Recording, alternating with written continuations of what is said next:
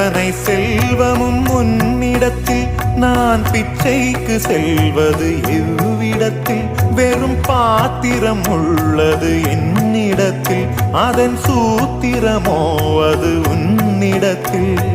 ஒரு முறையா இருமுறையா பல முறை பல பிறப்பெடுக்க வைத்தாய் புதுவினையா பழவினையா கணம் கணம் தினம் என்னை துடிக்க வைத்தாய் பொருளுக்கு அலைந்திடும் பொருளற்ற வாழ்க்கையும் துரத்துதே உன் அருள் அருள் அருள் என்று அலைகின்ற மனம் இன்று பிதற்றுதே